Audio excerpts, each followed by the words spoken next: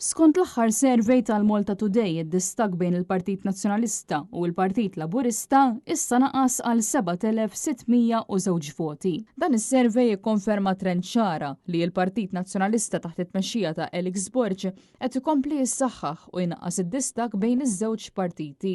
Din ix-xejra bdiet fl-ewwel survey tal-istess gazzetta li sar fil-5 ta' Ottubru, propju wara l-elezzjoni tal-kap tal-Partit Nazzjonalista Elix Borg u komplit tikkonsolida ruħha anka fis-survey tal-ħadd. Dan hekk kif l-istħarriġ li ħareġ qabel il-budget, id-distak kien ta' 8,400 vot biex issa kompla jonqos għal 7,600 vot. Wara dak li Robert Abela jiddeskrivih bħala l-aqwa budget ta' kull żmien, wieħed kien jistenna li l-Labor iżid il-voti u jkabbar id-distak b'mod sostanzjali. Il-fatt li dan ma ġarax anzi li l-Partit Nazzjonalista irnexxielu jtejjeb il-pożizzjoni tiegħu qed ikun deskritt bħala pożittiv immens. Anke meta wieħed iqis l-istrateġija ta' propaganda sfaċċata li jimbarka fuqha il-gvern fl-aħħar ġimgħat. Is-survey li ħarġet il-Gazzetta Malta Today juri li l-Partit Laburista għandu appoġġ ta' 48.7% tal-voti u l-Partit Nazzjonalista għandu 46.1%. Dan fil-waqt li d-distak bejn Robert Abela u Elix Borg